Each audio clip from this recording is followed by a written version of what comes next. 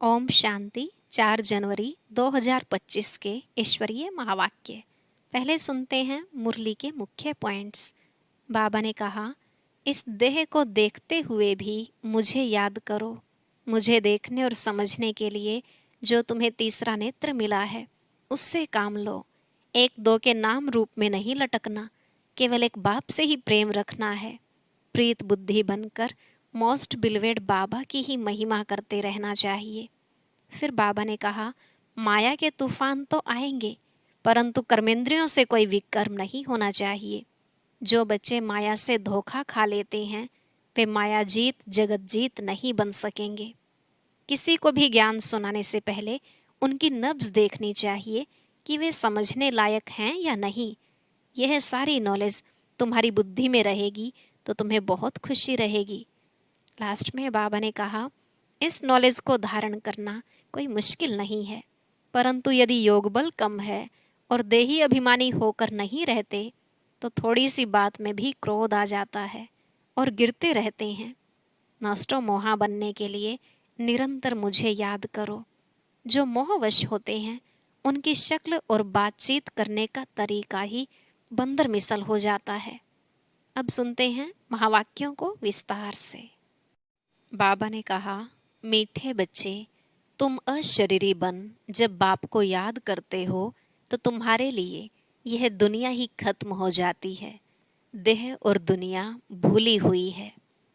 प्रश्न, बाप द्वारा सभी बच्चों को ज्ञान का तीसरा नेत्र क्यों मिला है? उत्तर, अपने को आत्मा समझ बाप जो है जैसा है उसी रूप में याद करने के लिए तीसरा नेत्र मिला है। परंतु यह तीसरा नेत्र काम तब करता है जब पूरा योग युक्त रहे, अर्थात एक बाप से सच्ची प्रीत हो, किसी के नाम रूप में लटके हुए न हो। माया प्रीत रखने में ही विघ्न डालती है, इसी में बच्चे धोखा खाते हैं। गीत, मरना तेरी गली में। ओम शांति। सिवाय तुम ब्राह्मण बच्चों के इस गीत का अर्थ कोई समझ न सके। जैसे वेद शास्त्र आदि बनाए हैं, परंतु जो कुछ पढ़ते हैं उसका अर्थ नहीं समझ सकते। इसलिए बाप कहते हैं, मैं ब्रह्मा मुख द्वारा सब वेदों शास्त्रों का सार समझाता हूँ। वैसे ही इन गीतों का अर्थ भी कोई समझ नहीं सकते, बाप ही इनका अर्थ बताते हैं। आत्मा जब शरीर से न्यारी हो जाती है तो दुनिया से सारा संबंध टूट जाता है। गीत भी कहता है, अपने को आत्मा समझ अशरीरी बन बाप को याद करो तो यह दुनिया खत्म हो जाती है। यह शरीर इस पृथ्वी पर है, आत्मा इनसे निकल जाती है तो फिर उस समय के लिए मनुष्य सृष्टि है नहीं। आत्मा निर्वस्त्र बन जाती है। फिर जब शरीर में आती है तो पाठ शुरू होता है। फिर एक शरीर छोड़ दूसरे में जाकर प्रवेश करती है। वापिस महतत्व में नहीं जाना है, उड़कर दूसरे शरीर में जाती है। यहाँ इस आकाश तत्व में ही उनको पार्ट बजाना है, मूल वतन में नहीं जाना है। जब शरीर छोड़ते हैं तो न यह कर्म बंधन न वह कर्म बंधन रहता है, शरीर से ही अलग हो जाते हैं ना। फिर दूसरा शरीर लेते तो वह कर्म बंधन शुरू होता है। यह बातें सिवाय तुम्हारे और कोई मनुष्य नहीं जानते। बाप ने समझाया है, सब बिल्कुल ही बेसमझ हैं, परंतु ऐसे कोई समझते थोड़े ही हैं। अपने को कितना अक्लमंद समझते हैं, पीस प्राइज देते रहते हैं। यह भी तुम ब्राह्मण कुलभूषण अच्छी रीति समझा सकते हो। वह तो जानते ही नहीं कि पीस किसको कहा जाता है। कोई तो महात्माओं के पास जाते हैं कि मन की शांति कैसे हो। यह तो कहते हैं वर्ल्ड में शांति कैसे हो, ऐसे नहीं कहेंगे कि निराकारी दुनिया में शांति कैसे हो। वह तो है ही शांति धाम। हम आत्माएं शांति धाम में रहती हैं, परंतु यह तो मन की शांति कहते हैं। वह जानते नहीं कि शांति कैसे मिलेगी। शांति धाम तो अपना घर है, यहाँ शांति कैसे मिल सकती? हाँ, सतयुग में सुख शांति संपत्ति सब है, जिसकी स्थापना बाप करते हैं। यहाँ तो कितनी अशांति है, यह सब अब तुम बच्चे ही समझते हो। सुख शांति संपत्ति भारत में ही थी। वह वर्षा था बाप का, और दुख अशांति कंगालपना यह वर्षा है रावण का। यह सब बातें बेहद का बाप बैठ बच्चों को समझाते हैं। बाप परम धाम में रहने वाला नॉलेजफुल है, जो सुख धाम का हमको वर्षा देते हैं। वह हम आत्माओं को समझा रहे हैं। यह तो जानते हो, नॉलेज होती है आत्मा में, उनको ही ज्ञान का सागर कहा जाता है। वह ज्ञान का सागर इस शरीर द्वारा वर्ल्ड की हिस्ट्री ज्योग्राफी समझाते हैं। वर्ल्ड की आयु तो होनी चाहिए ना। वर्ल्ड तो है ही, सिर्फ नई दुनिया और पुरानी दुनिया कहा जाता है। यह भी मनुष्यों को पता नहीं, न्यू वर्ल्ड से ओल्ड वर्ल्ड होने में कितना समय लगता है। तुम बच्चे जानते हो, कलयुग के बाद सतयुग जरूर आना है। इसलिए कलयुग और सतयुग के संगम पर बाप को आना पड़ता है। यह भी तुम बच्चे जानते हो, परम पिता परमात्मा ब्रह्मा द्वारा नई दुनिया की स्थापना, शंकर द्वारा विनाश कराते हैं। त्रिमूर्ति का अर्थ ही यह है, स्थापना, विनाश, पालना। यह तो कॉमन बात है, परंतु यह बातें तुम बच्चे भूल जाते हो। नहीं तो तुमको खुशी बहुत रहे, निरंतर याद रहनी चाहिए। बाबा हमको अब नई दुनिया के लायक बना रहे हैं। तुम भारतवासी ही लायक बनते हो, और कोई नहीं। हाँ, जो और धर्मों में कन्वर्ट हो गए हैं वह आ सकते हैं, फिर इसमें कन्वर्ट हो जाएंगे जैसे उसमें हुए थे। यह सारी नॉलेज तुम्हारी बुद्धि में है, मनुष्यों को समझाना है। यह पुरानी दुनिया अब बदलती है। महाभारत लड़ाई भी जरूर लगनी है। इस समय ही बाबा आकर राजयोग सिखलाते हैं। जो राजयोग सीखते हैं वह नई दुनिया में चले जाएंगे। तुम सबको समझा सकते हो कि ऊंचते ऊंच है भगवान, फिर ब्रह्मा विष्णु शंकर, फिर आओ यहाँ मुख्य है जगत अम्बा जगत पिता। बाप आते भी यहाँ हैं ब्रह्मा के तन में। प्रजापिता ब्रह्मा तो यहाँ है ना। ब्रह्मा द्वारा स्थापना सूक्ष्म वतन में तो नहीं होगी ना, यहाँ ही होती है। यह व्यक्त से अव्यक्त बन जाते हैं। यह राजयोग सीख फिर विष्णु के 2 रूप बनते हैं। वर्ल्ड की हिस्ट्री ज्योग्राफी समझनी चाहिए ना, मनुष्य ही समझेंगे। वर्ल्ड का मालिक ही वर्ल्ड की हिस्ट्री ज्योग्राफी समझा सकते हैं। वह नॉलेजफुल पुनर्जन्म रहित है। यह नॉलेज किसकी बुद्धि में नहीं है, परखने की भी बुद्धि चाहिए ना। कुछ बुद्धि में बैठता है या ऐसे ही है, नब्ज देखनी चाहिए। एक अजमल खां नामी ग्रामी वैद्य होकर गया है। कहते हैं देखने से ही उनको बीमारी का पता पड़ जाता था। अब तुम बच्चों को भी समझना चाहिए कि यह लायक है या नहीं। बाप ने बच्चों को ज्ञान का तीसरा नेत्र दिया है, जिससे तुम अपने को आत्मा समझ बाप जो है जैसा है उसको उसी रूप में याद करते हो। परंतु ऐसी बुद्धि उनकी होगी जो पूरा योग युक्त होंगे, जिनकी बाप से प्रीत बुद्धि होगी। सब तो नहीं है ना, 1-2 के नाम रूप में लटक पड़ते हैं। बाप कहते हैं प्रीत तो मेरे साथ लगाओ ना। माया ऐसी है जो प्रीत रखने नहीं देती है। माया भी देखती है, हमारा ग्राहक जाता है तो एकदम नाक कान से पकड़ लेती है। फिर जब धोखा खाते हैं तब समझते हैं माया से धोखा खाया। माया जीत जगत जीत बन नहीं सकेंगे, ऊंच पद पा नहीं सकेंगे, इसमें ही मेहनत है। श्रीमत कहती है मामेकम याद करो तो तुम्हारी जो पतित बुद्धि है वह पावन बन जाएगी। परंतु कईयों को बड़ा मुश्किल लगता है। इसमें सब्जेक्ट एक ही है, अल्फ और बे, बस 2 अक्षर भी याद नहीं कर सकते हैं। बाबा कहे अल्फ को याद करो, फिर अपनी देह को दूसरे की देह को याद करते रहते हैं। बाबा कहते हैं देह को देखते हुए तुम मुझे याद करो। आत्मा को अब तीसरा नेत्र मिला है, मुझे देखने समझने का, उससे काम लो। तुम बच्चे अभी त्रिनेत्री त्रिकालदर्शी बनते हो, परंतु त्रिकालदर्शी भी नंबरवार हैं।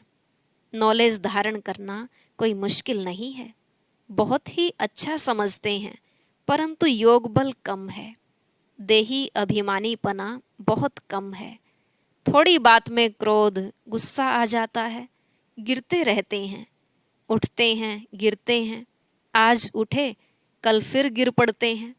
देह अभिमान मुख्य है, फिर और विकार, लोभ मोह आदि में फंस पड़ते हैं। देह में भी मोह रहता है ना। माताओं में मोह जास्ती होता है, अब बाप उससे छुड़ाते हैं। तुमको बेहद का बाप मिला है, फिर मोह क्यों रखते हो। उस समय शक्ल बातचीत ही बंदर मिसल हो जाती है। बाप कहते हैं नष्ट मोहा बन जाओ, निरंतर मुझे याद करो। पापों का बोझा सिर पर बहुत है, वह कैसे उतरे। परंतु माया ऐसी है, याद करने नहीं देगी। भल कितना भी माथा मारो, घड़ी घड़ी बुद्धि को उड़ा देती है। कितनी कोशिश करते हैं हम मोस्ट बिलवेड बाबा की ही महिमा करते रहें। बाबा बस आपके पास आए कि आए, परंतु फिर भूल जाते हैं, बुद्धि और तरफ चली जाती है। यह नंबर 1 में जाने वाला भी पुरुषार्थी है ना। बच्चों की बुद्धि में यह याद रहना चाहिए कि हम गॉड फादरली स्टूडेंट हैं। गीता में भी है, भगवानुवाच मैं तुमको राजाओं का राजा बनाता हूँ। सिर्फ शिव के बदले श्री कृष्ण का नाम डाल दिया है। वास्तव में शिव बाबा की जयंती सारी दुनिया में मनानी चाहिए। शिव बाबा सबको दुख से लिबरेट कर गाइड बन ले जाते हैं। यह तो सब मानते हैं कि वह लिबरेटर गाइड है, सबका पतित पावन बाप है, सबको शांति धाम सुख धाम में ले जाने वाला है। तो उनकी जयंती क्यों नहीं मनाते हैं। भारतवासी ही नहीं मनाते हैं, इसलिए ही भारत की यह बुरी गति हुई है। मौत भी बुरी गति से होता है। वह तो बॉम्ब्स ऐसे बनाते हैं, गैस निकला और खलास, जैसे क्लोरोफॉर्म लग जाता है। यह भी उन्हों को बनाने ही हैं, बंद होना इम्पॉसिबल है। जो कल्प पहले हुआ था सो अब रिपीट होगा। इन मुसलों और नेचुरल कैलेमिटीज से पुरानी दुनिया का विनाश हुआ था, सो अभी भी होगा। विनाश का समय जब होगा तो ड्रामा प्लान अनुसार एक्ट में आ ही जाएंगे। ड्रामा विनाश जरूर कराएगा। रक्त की नदियाँ यहाँ बहेंगी। सिविल वार में एक दो को मार डालते हैं ना। तुम्हारे में भी थोड़े जानते हैं कि यह दुनिया बदल रही है। अब हम जाते हैं सुख धाम, तो सदैव ज्ञान के अतीन्द्रिय सुख में रहना चाहिए। जितना याद में रहेंगे उतना सुख बढ़ता जाएगा।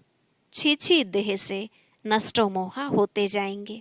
बाप सिर्फ कहते हैं अल्फ को याद करो तो बेबादशाही तुम्हारी है। सेकंड में बादशाही, बादशाह को बच्चा हुआ तो गोया बच्चा बादशाह बनाना। तो बाप कहते हैं मुझे याद करते रहो और चक्र को याद करो तो चक्रवर्ती महाराजा बनेंगे। इसलिए गाया जाता है सेकंड में जीवन मुक्ति, सेकंड में बैगर टू प्रिंस। कितना अच्छा है। तो श्रीमत पर अच्छी रीति चलना चाहिए, कदम कदम पर राय लेनी होती है। बाप समझाते हैं मीठे बच्चे ट्रस्टी बनकर रहो तो ममत्व मिट जाए। परंतु ट्रस्टी बनना मासी का घर नहीं है। यह खुद ट्रस्टी बने हैं, बच्चों को भी ट्रस्टी बनाते हैं। यह कुछ भी लेते हैं क्या। कहते हैं तुम ट्रस्टी हो, संभालो। ट्रस्टी बने तो फिर ममत्व मिट जाता है। कहते भी हैं ईश्वर का सब कुछ दिया हुआ है, फिर कुछ नुकसान पड़ता है या कोई मर जाता है तो बीमार हो पड़ते हैं।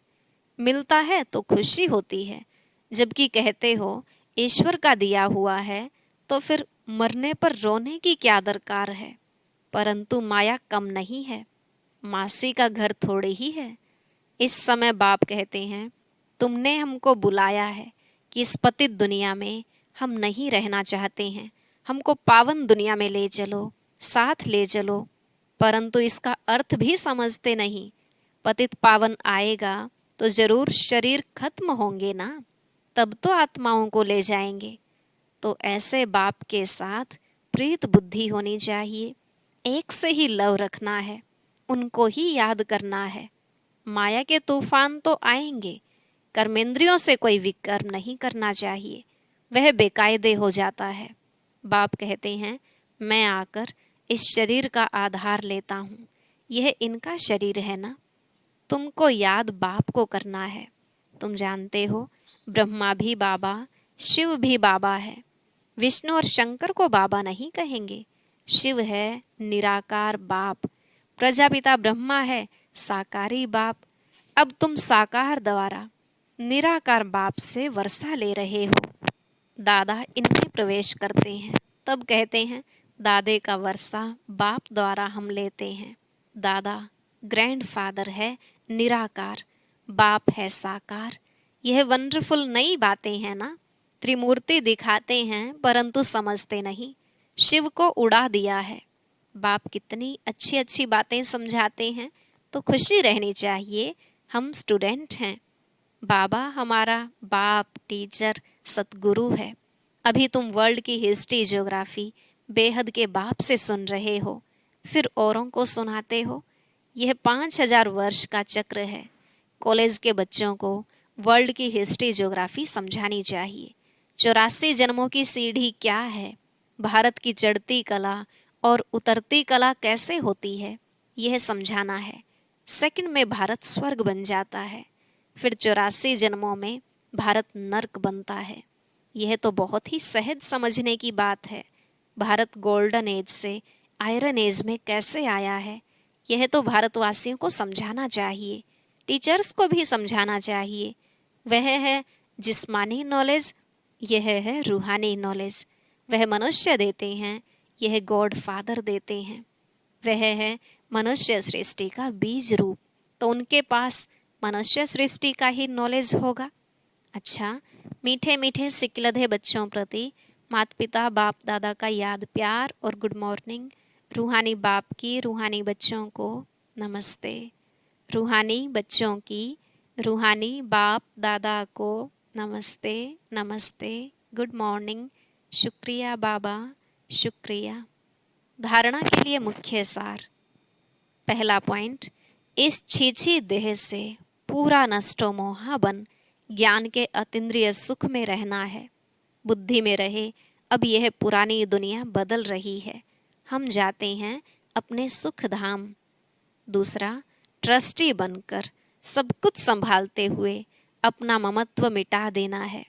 एक बाप से सच्ची प्रीत रखनी है। कर्मेंद्रियों से कभी भी कोई विकर्म नहीं करना है। आज का वरदान, ब्रह्मा बाप समान श्रेष्ठ ते श्रेष्ठ तस्वीर बनाने वाले परोपकारी भव। ब्रह्मा बाप समान श्रेष्ठ ते श्रेष्ठ तस्वीर बनाने वाले परोपकारी भव। बाबा ने कहा, श्रेष्ठ स्मृति और श्रेष्ठ कर्म द्वारा तकदीर की तस्वीर तो सभी बच्चों ने बनाई है। अभी सिर्फ लास्ट टचिंग है संपूर्णता की, वह ब्रह्मा बाप समान श्रेष्ठ ते श्रेष्ठ बनने की। इसके लिए परोपकारी बनो, अर्थात स्वार्थ भाव से सदा मुक्त रहो। हर परिस्थिति में, हर कार्य में, हर सहयोगी संगठन में जितना निस्वार्थपना होगा उतना ही परोपकारी बन सकेंगे। सदा स्वयं को भरपूर अनुभव करेंगे। सदा प्राप्ति स्वरूप की स्थिति में स्थित रहेंगे। स्व के प्रति कुछ भी स्वीकार नहीं करेंगे। स्लोगन, सर्वस्व त्यागी बनने से ही सरलता व सहनशीलता का गुण आएगा। सर्वस्व त्यागी बनने से ही सरलता व सहनशीलता का गुण आएगा। अपनी शक्तिशाली मनसा द्वारा सकाश देने की सेवा करो। यह सकाश देने की सेवा निरंतर कर सकते हो। इसमें तबीयत व समय की बात नहीं है। दिन रात इस बेहद की सेवा में लग सकते हो। जैसे ब्रह्मा बाप को देखा, रात को भी आंख खुली और बेहद की सकाश देने की सेवा होती रही। ऐसे फॉलो फादर करो। जब आप बच्चे बेहद को सकाश देंगे तो नज़दीक वाले ऑटोमेटिक सकाश लेते रहेंगे। इस बेहद की सकाश देने से वायुमंडल ऑटोमेटिक बनेगा। ओम शांति। नए वर्ष पर आज एक नया गीत रिलीज हो रहा है, तो आइए सुनते हैं बाबा का यह बहुत ही मीठा प्यारा नया गीत।